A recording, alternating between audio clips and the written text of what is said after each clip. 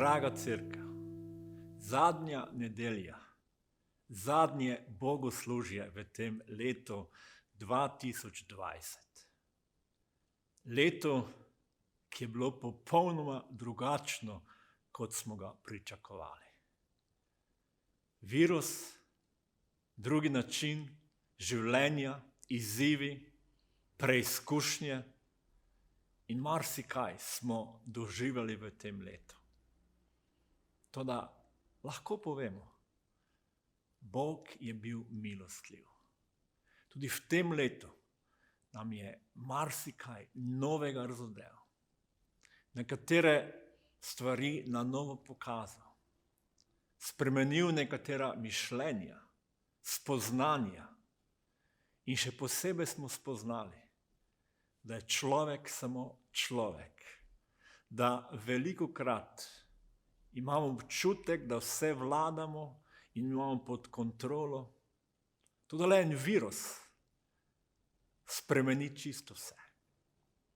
Vse to nam govori, da smo krhki in da potrebujemo Božjo moč, pomoč, zaščito, delovanje in novo upanje. Zato povejmo, Bog, hvala ti za to leto, bil si z nami, bil si zvest, tebi pripada vsa slava in čast. In odprimo naša srca v slavljenju in čaščenju in tudi Božji besedi, ki bomo še zadnjič slišali v tem letu.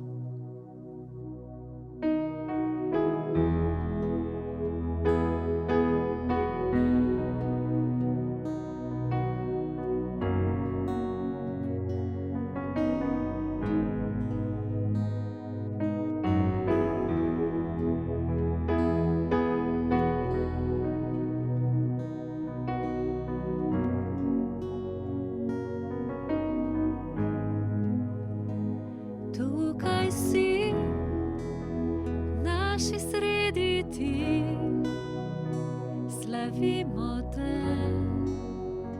slavimo te. Tukaj si, delaš tu in zdaj, slavimo te, slavimo te.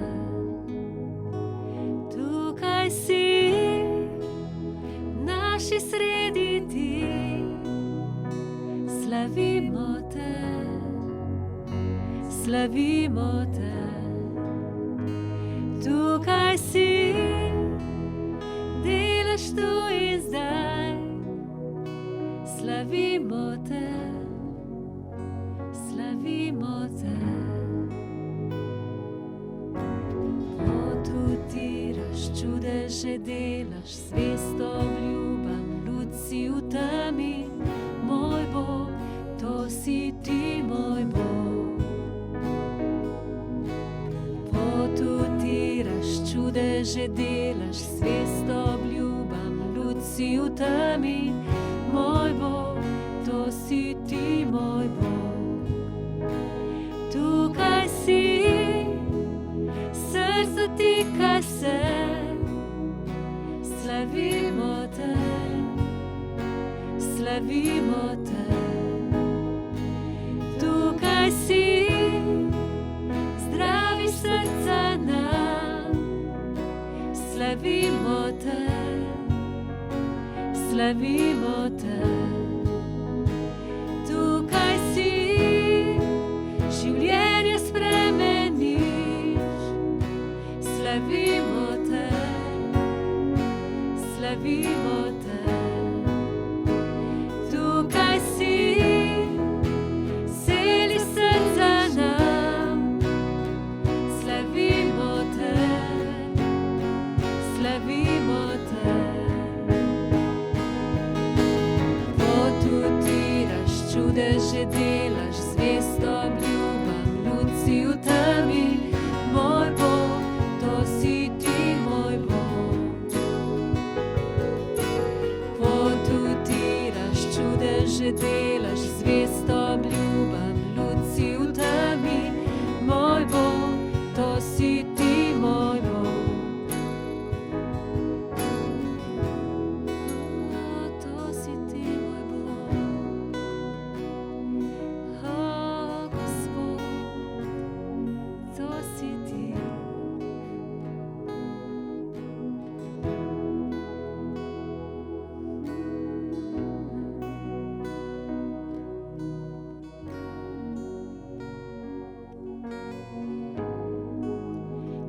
Obriše solze vse, ozdravi zlomljene, ti odgovor si na vse. Jezus, obriše solze vse, ozdravi zlomljene, ti odgovor si na vse, na vse. Jezus, potutiraš, čudeže delaš, svest obljubam, luci v temi, moj Bog, to si ti, moj Bog. Potutiraš, čudeže delaš, svest obljubam, luci v temi, moj Bog, to si ti, moj Bog. Tukaj si, dotikaš se vseh nas, slavimo te, slavimo te. Daješ nam, kar potrebujemo, slavimo te, slavimo te.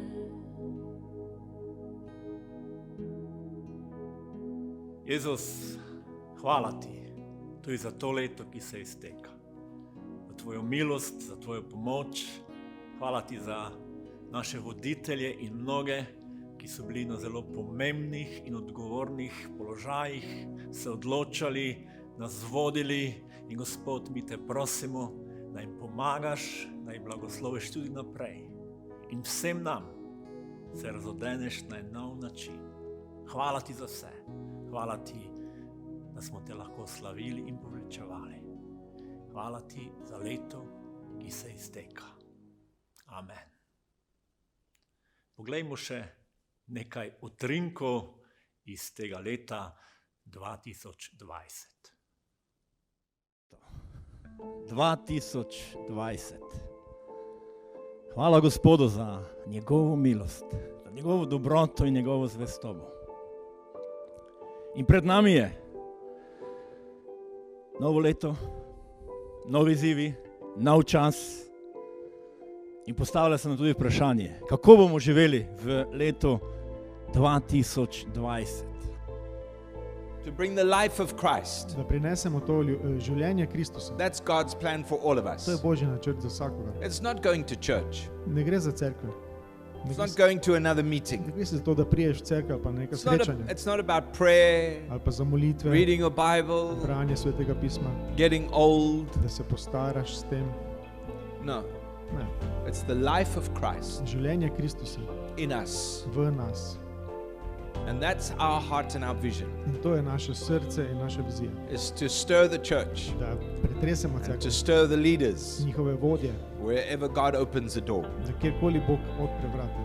to remind us all Da nas vse spomni, that God has a great plan. da ima Bog velik načrt. What He has begun, Kaj je začel, He will finish. bo tudi končal. He will finish. It's all about Him. Samo za njega gre, It's not about me. ne za mene.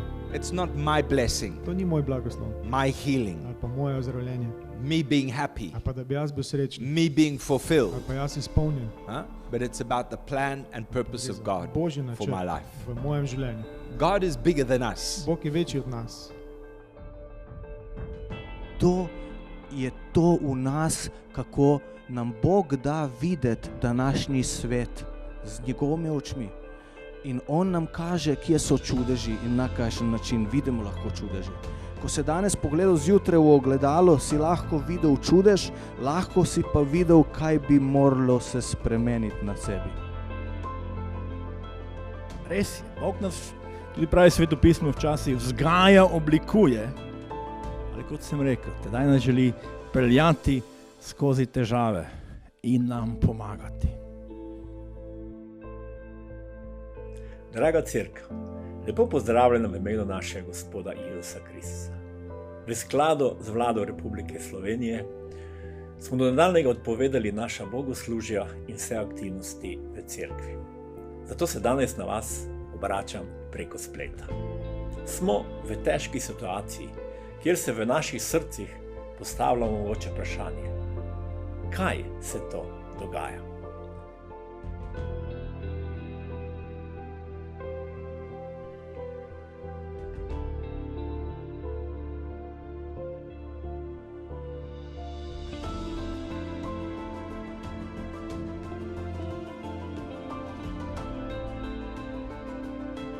živimo res v nenavadnem času.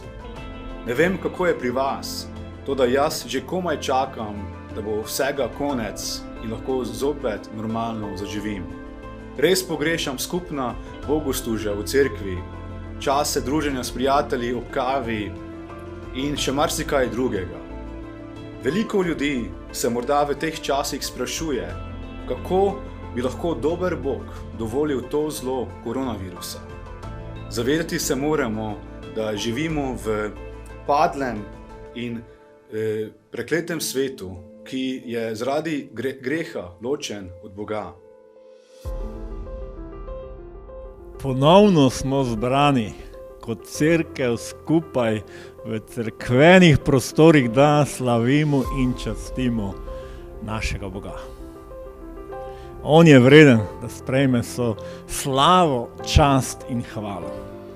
In lahko bi rekli, hvala tudi vsem, tudi naši državi, voditeljem in vsem nam, da smo nekako skupnimi močmi in seveda jaz bi rekel tudi z Božjo pomočjo prišli do tega trenutka, da se lahko ponovno zbiramo skupaj.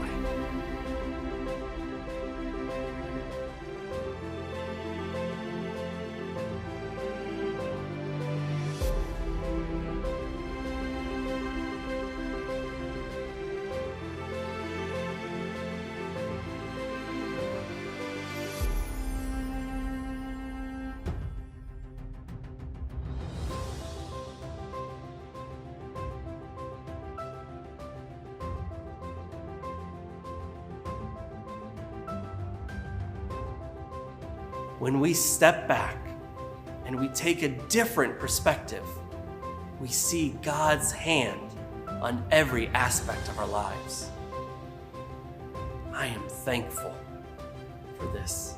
Now, I'm not trying to gloss over our real life struggles, though. You may have lost your job this year or had hours seriously reduced at work. You may have put plans on hold or changed your education plans. You may have needed to postpone a long-awaited wedding. You might have needed to keep your distance from someone that you love dearly, just to keep them safe. Ja, evo Milošević je še, zdaj bomo pa začeli. Ja. Tako, dobrodošli, ne, tudi ta večer, evo zdaj uradno začenjamo. Na katerih nismo videli že nekaj cajta, na katerih se vidimo vsak teden. I encourage you to take time to reflect on the things you can be thankful for.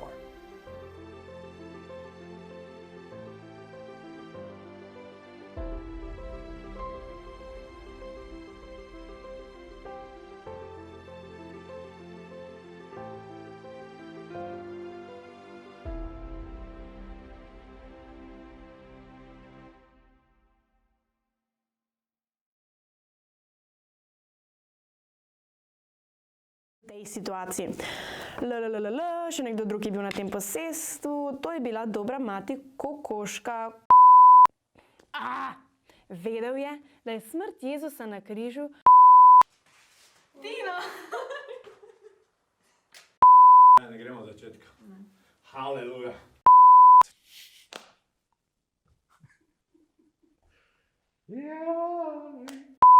And having acknowledged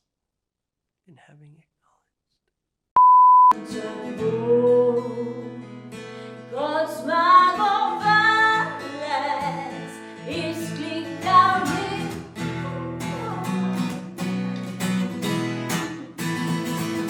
Kaj sem za besedilo vzala? Se sem se jaz tudi zlomil, no?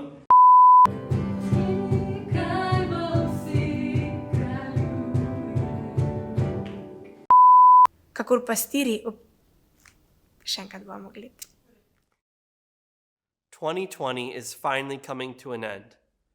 There are really no words to describe how this year has been. And yet, as we draw near to the finish line, that's what many of us are compelled to do.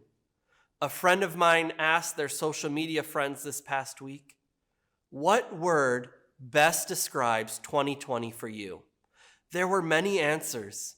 People said things like unexpected, challenging, exhausting, devastating, and depressing. Although some of these words were what one might consider as neutral, there wasn't a single adjective used that was definitively positive. In fact, the majority of them were quite negative. I believe that it is safe to say that this year has held a lot of disappointment and sorrow for everyone and has left no one untouched. As I was thinking about what word best represents how this year felt for me, I realized more and more that the word that kept popping up in my mind was foreign. It felt foreign to see everyone wearing masks. It felt foreign not to be able to go to church. It felt foreign to not be able to visit family. It felt foreign to not be able to send our children to school. It felt foreign to not be able to shop for all the things that we needed. It felt foreign to not leave our city. While thinking on these things, I realized, yes, this year has felt more foreign than other years.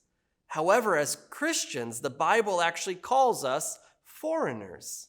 The Bible tells us many times that this world is not our home, that we are called to a higher purpose. This year has simply magnified this truth. So today, as an expert and full-time foreigner, I would like to take time to look at what it means to be a Christ follower in a foreign world. Our first point today is being a foreigner is hard. My family and I are quite familiar with the foreigner experience. We love living in Slovenia. However, many things are harder for us. As people who are not Slovene, every couple years, we have to renew our residency permit. This entails a lot of paperwork. A lot of it has to be sent in from America. Then it has to be translated into Slovene and submitted to the local upravna enota. Sometimes they write and they say that they need another piece of paper, or that the paper we gave is too old and now they need a newer version, or they need one with a more official stamp. That's just to live here legally. Then there are things like doctor's visits, getting our children into school. All of these things are harder, more complicated for us because we are foreigners. God likens our experience as Christians in a fallen world to this. In 1 Chronicles chapter 29, verse 15, it says, "We are foreigners and strangers in your sight, as were all our ancestors. Our days on earth are like a shadow without hope." Wow. Without hope. That sounds very bleak and very unlike the things we are used to hearing about our lives. But it is important to note that the writer is saying that our days here are without hope, meaning that if we put our faith in the things of the world instead of God, then we are without hope because God is our hope. It is hard to live as Christians in a world that is meant to not be our home. There are things around us every day that we have to navigate, things we can see on television, things we can read, relationships we can get involved in, injustices we can ignore. It is hard to say no to a job that seems great, but where you'll be expected to look the other way. Sometimes it's hard to say no to a relationship that you want, but you know it will not bring you closer to God. It is hard to say no to watching a popular movie or TV show that everyone is talking about because you know the message is problematic. Every day, we as Christians make hard decisions. 1 Peter chapter 2, verse 9 says, "But you are not like that, for you are a chosen people. You are a royal priest, a holy nation, God's very own possession. As a result, you can show others the goodness of God. For he called you out of the darkness and into his wonderful light. We live differently because God has set us apart for his purpose. Yet it can be hard, but we know that our relationship with God is the most precious thing in our lives. And so we live in his wonderful light. Other people don't always understand us. I'm sure that most, if not all of you, have traveled outside of Slovenia at one point or another to a place where they did not speak your language. Can you think of a moment when you were trying to make yourself understood and yet none of your pantomiming, your waving, or gestures helped? Living here in Slovenia, this happens to us quite frequently. But one of our favorite is a story I would love to share with you today. The day that we first moved into our apartment in Ljubljana, we spent the day unpacking boxes and were too tired to cook. There was a little restaurant around the corner from us, and we decided to check it out. On the menu, I saw in big letters in English, steak. Now, to understand this story, I have to tell you that in America, the word steak is normally a certain cut of beef. It can be thick or thin and cooked many different ways. But it is always referring to beef in a restaurant. Now, I have to tell you that steak is one of my most favorite dishes to eat. So when I saw it on the menu of the restaurant that I would be living to right next to, it made me quite happy. So when the waitress came and asked for the order, I said, I want the steak. And she said, okay, do you want pork or turkey steak? Now, to me, this was very confusing because those things aren't steak. And to her, it was very confusing because she didn't understand what I wanted. I wanted steak. I wanted something cooked medium rare. In 1 Peter chapter 2, verse 11, it says, Beloved, I urged you as foreigners and strangers to abstain from fleshly lust, which wage war against the soul. As Christians, the things we do or the things we say can be hard or even impossible to understand.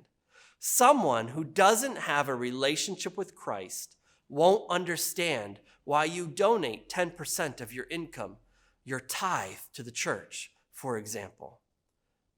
Both my wife and I have parents who support our decision to live here, but we also know people like us who work with churches in different parts of the world whose families are very angry with them for living so far away or taking their grandchildren away from them.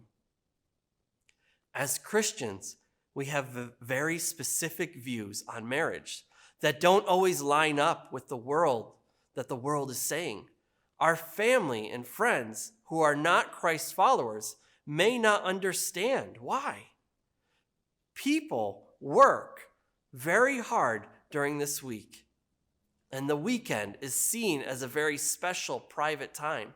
Most people have a hard time understanding why we would spend our Sunday mornings each and every week in the church instead of doing something else. When we are surrounded by so many different views that often imply that we are strange or weird or wrong, it can be very hard to shut those voices out. However, we know that we are compelled to sacrifice our lives because of the love of Jesus has shown us. We understand that our tithe supports the running and ministries of the church that we love so much. As 2 Corinthians 9:7 says, God loves a cheerful giver. Those of us who choose to work with churches understand that God has call for everyone, and we are simply answering that call. We are humbled that God would choose to use us. We understand that God's parameters for marriage are made out of his love for us, and because of the beautiful image God uses to describe the church as his bride. We understand that as Christians, There is nowhere we would rather be than with our fellow believers worshiping the Lord who created us and saved us. It's not a sacrifice to give of our time on the weekends. As people not of this world, others around us often don't understand us, but we are not made for the approval of man, but rather God. The world doesn't feel like home. Now, this is a part of the sermon where my family's experience differs from what I'm going to share. Slovenia 100% feels like our home. You all have been so kind and accepting of us. We love our neighbors. We love our children's school and our teachers. We have never felt more at home as a family than we do here.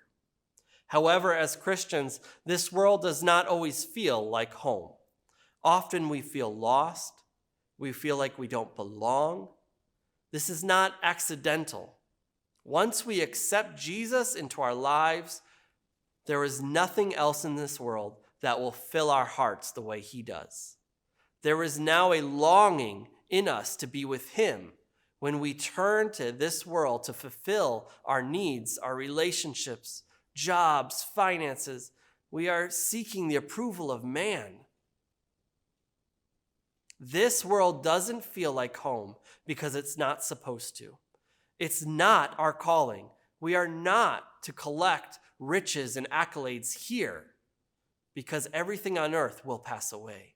Hebrews chapter 11, verse 13 through 16 says, "These all died in faith, not having received the things promised, but having seen them and greeted them from afar, and having acknowledged that they were strangers and exiles on the earth. For people who speak thus make it clear that they are seeking a homeland. If they had been thinking of what that land from which they had gone out, they would have had the opportunity to return. But as it is, they desire a better country, that is a heavenly one. Therefore, God is not ashamed to be called their God, for he has prepared for them a city." That last bit is incredible. Because of the people's desire for a heavenly country, God is not ashamed to be called their God. I want to be known like that. I want to be someone that God is not ashamed of. That if someone were to say the God of Daniel, that God would smile and say, "That's me." When this world starts to feel like home, that's when we need to start to worry. That means that we've replaced God with people or things. It means we have moved those things into the position of God in our lives. Those things or people can be anything: ambition, respect, financial stability, our children, our spouse, our job, what people think about us.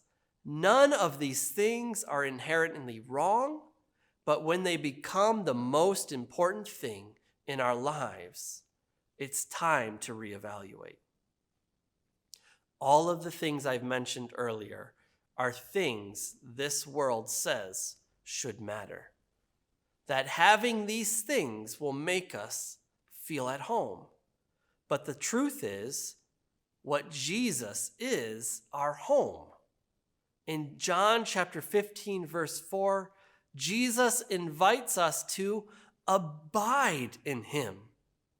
Because we have Christ, we have hope, is our fourth point. All the things that I have spoken about today are beautifully summed up in the whole 4th chapter of 2 Corinthians. I encourage you to take the time to read through it. It talks about our afflictions, about unbelievers not seeing the light of the gospel. about being pressed on all sides. It's almost as if it had been written for the year 2020.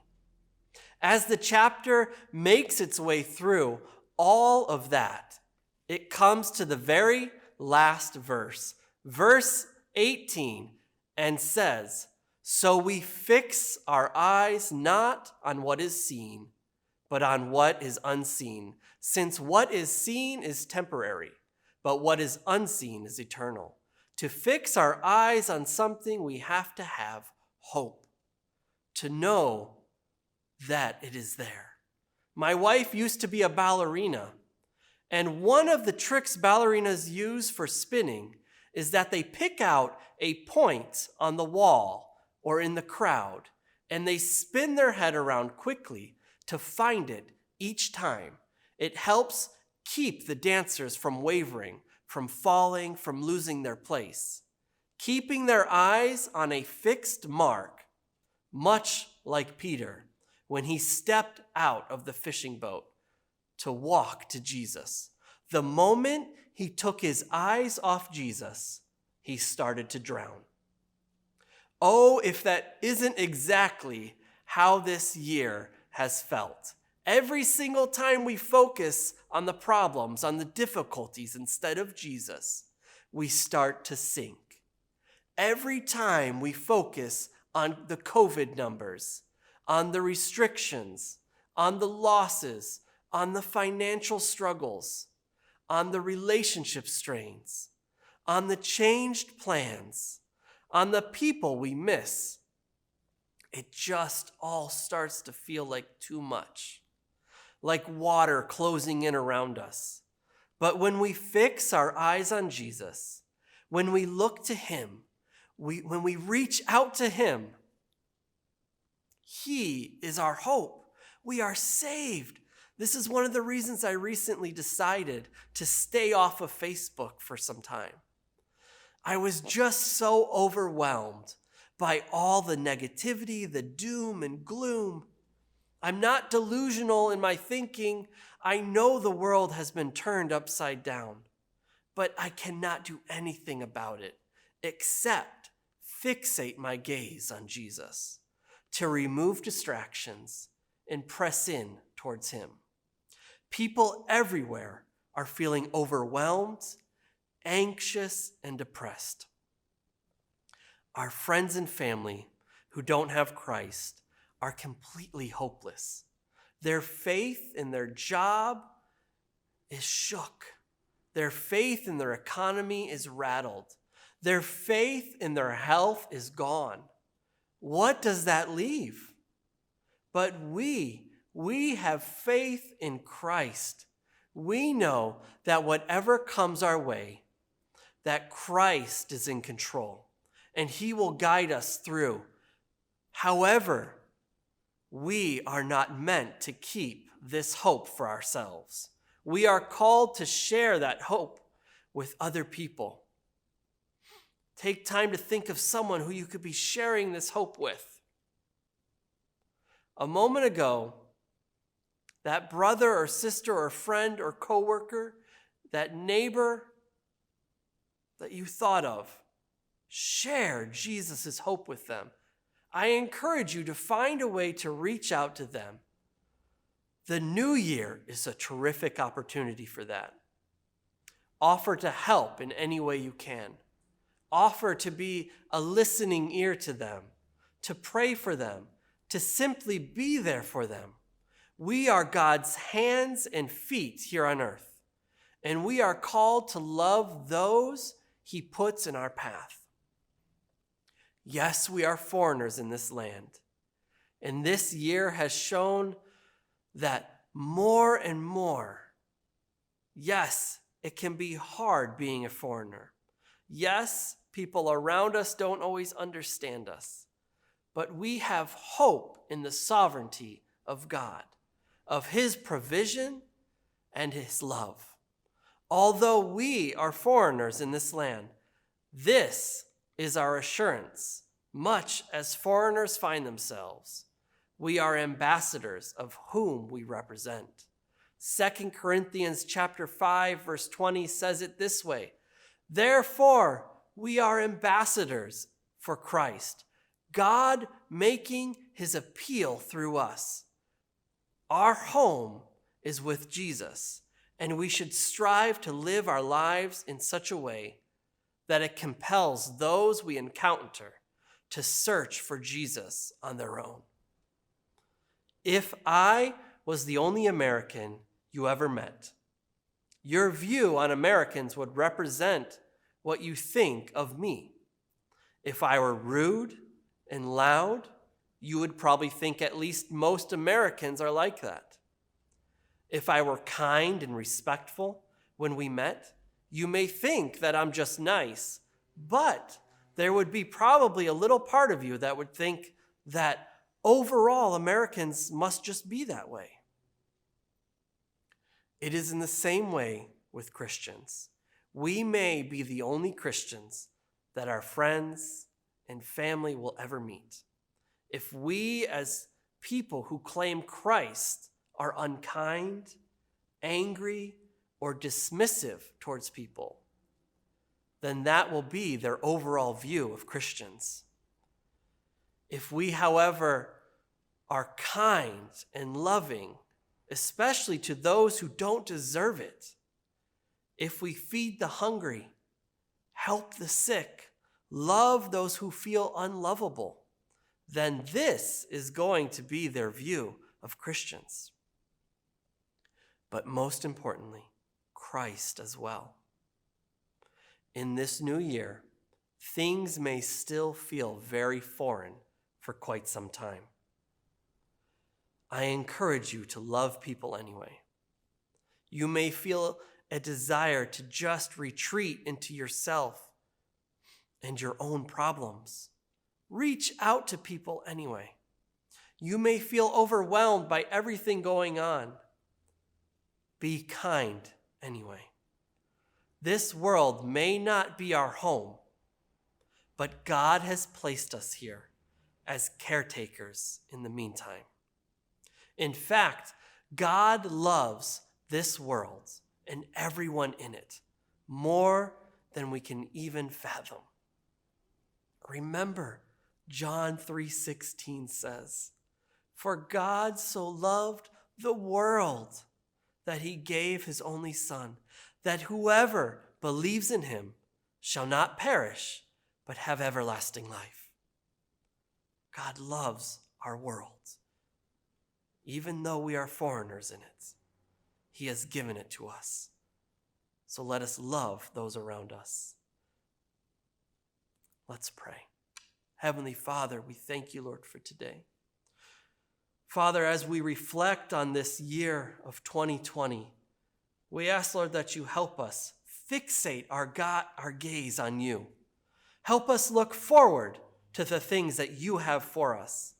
Help us to not lose hope in you and to trust in your provisions, even when everything in the world seems to have gone upside down. We ask, Lord, that we just trust you. Help us, Father. Move in our lives, Lord. Help us to be better ambassadors of you. In Jesus' name, amen.